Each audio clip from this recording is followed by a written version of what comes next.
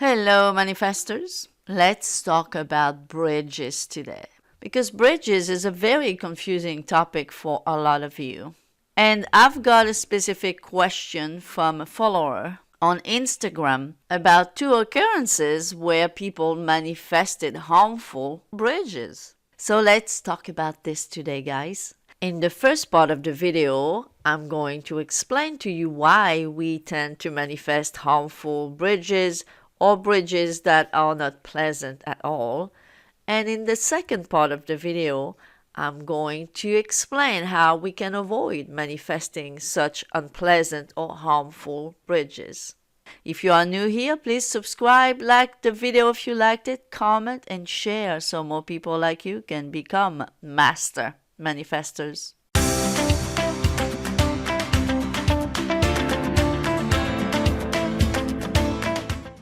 So before I go into the message, into the questions that this person asked me on Instagram, I want to say something that you've got to get once for all.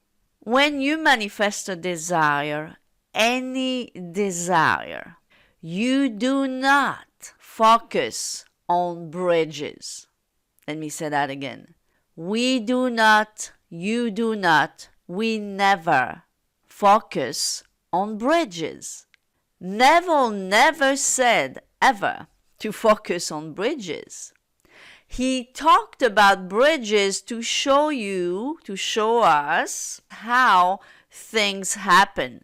How do we get from point A to point B? How do we get from our beginning to our end? But he didn't mean, he never meant to focus on bridges. Bridges will come naturally. So that's the first thing you need to understand. Every time you ask me or someone else, is this a bridge? Who cares? It doesn't matter. Because you truly understand that an event, a situation, was a bridge once it's over with, after the facts. You never understand a bridge while you are in it. Okay? So that's the first thing I want you to understand. And you know where this comes from when you keep asking yourself or other people if this or that is a bridge? It's because you are desperate. And when you are desperate to get your desire, you keep on looking in the 3D if this or that is a bridge. But that's not the point, guys.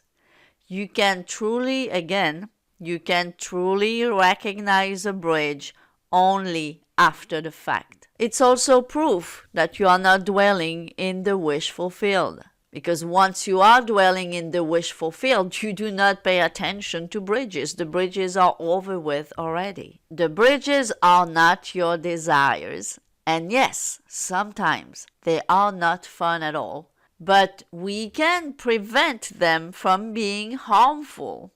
So let's go into the topic of how to prevent harmful bridges. So here's the question that I've got through Instagram. Hello, I am a big fan and I have a question about desires manifesting in a harmful way. This girl wanted a different nose, but her desire materialized by her breaking her nose. Another person manifested money and received it in an accident. Why does this happen? Well, number one, as I said earlier in this video and many times before, bridges are not always pleasant. They're not always fun. Not the best experience we have to go through. So, reason number one, in those two cases, the bridges to get their desire wasn't nice experiences to go through. That's the nature of bridges a lot of times. This is why sometimes when people react to the 3D and it seems that they've done their inner work, right, as much as they can, and they say, well, how come since I'm doing my inner work, I feel much better, I think better thoughts, I visualize, I imagine, I whatever, right? You're doing your best to change from within. And you're saying, how come this awful things just happened to me? Well, sometimes those awful situations are just bridges. As a matter of fact, as long as you are on the right track, as long as you are changing your concept of self, your assumptions, your beliefs in the right way, so to speak, you have to take anything that happens after that as bridges. Whether or not they are fun, whether or not you want them, you have to consider them as bridges, because oftentimes that awful thing that you're seeing, that awful thing that you have manifested is just a bridge. So the thing is, you always have to consider, no matter how bad it is, that it is a bridge. Now, to give you my experience for me finding the teaching that changed my life, which is the teaching of Neville Goddard, the law of assumption, was the worst moment of my life, was one of the most hurtful experience in my life. That was the bridge for me to find the teaching of Neville Goddard, the law of assumption.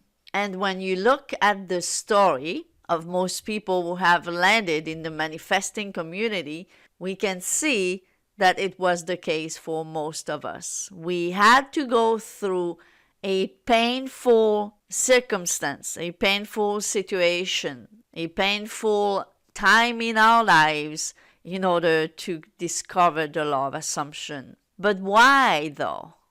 That's the question I want to answer in this video.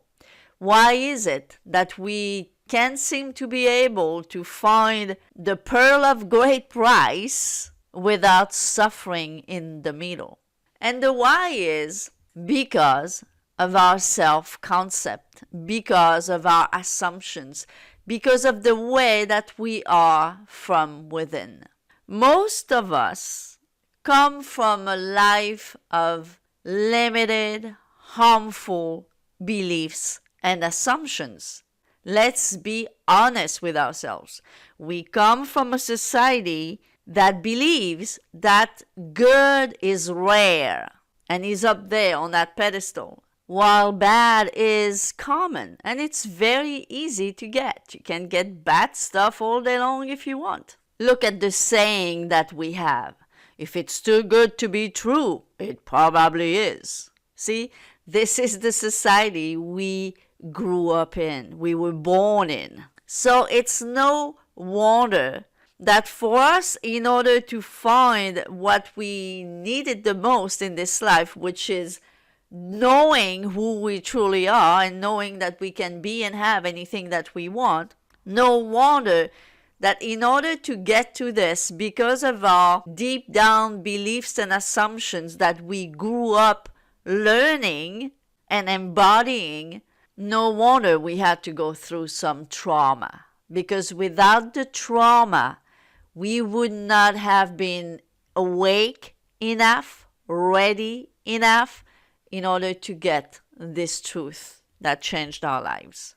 In other words, it's that refusal of that trauma, that refusal of the pain that that event, that situation provoked in us, that helped us discover the law that saved our lives. Because pain and suffering is not our true self. Our true self was always searching for truth. And it was when the pain was too much to take that we were ready to find finally the truth. If I analyzed my own story, which I always encourage you to do because it's going to help you understand a lot of things about yourself and about how you manifest. So if I analyze my own story and I look back and I'm thinking, and I've thought about it a lot, trust me, why wasn't I able to manifest knowing the law, discovering the law in a much nicer, painless way?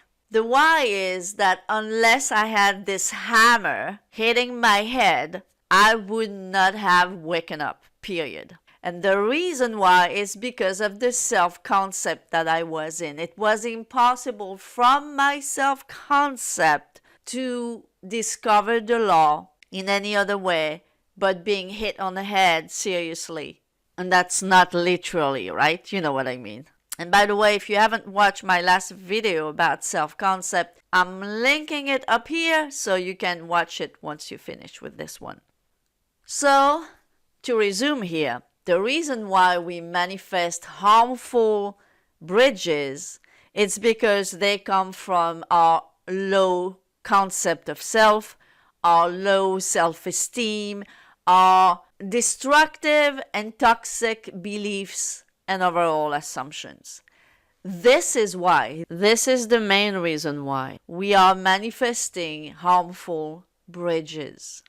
So, now, as it is the topic of my video, how to avoid manifesting harmful bridges?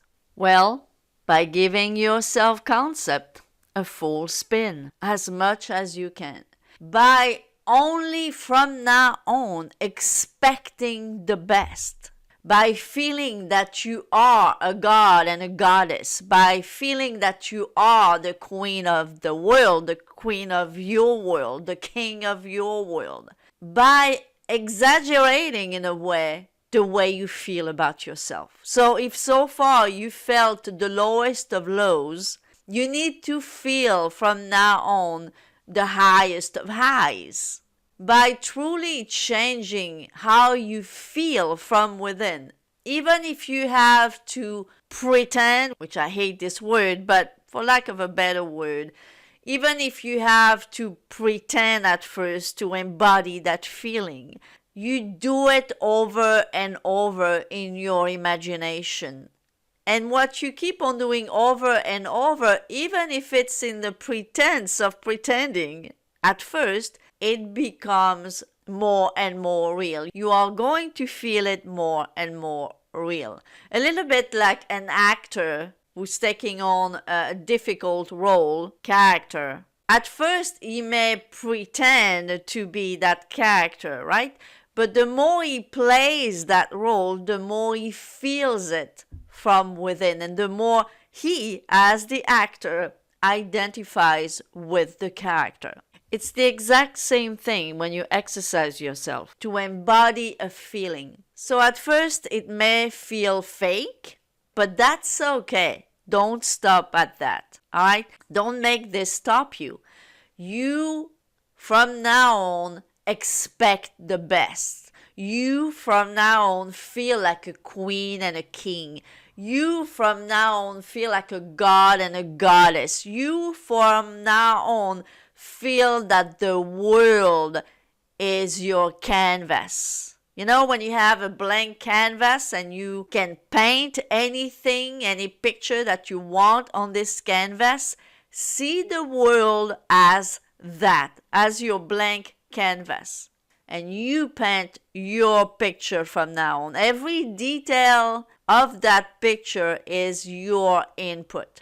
The more you are going to train yourself to think and feel this way, the more likely your bridges, whatever desire you may have, your bridges will be smooth and agreeable rather than tough and harmful. Learn to be kind to yourself in your imagination, and your bridges will be kinder to you. I hope this video was helpful, guys, to understand how you can stop manifesting harmful bridges. If it was helpful, please give me a thumbs up, comment and share, and subscribe if you have not yet. Thank you for watching, and I'll see you next time. Bye-bye for now.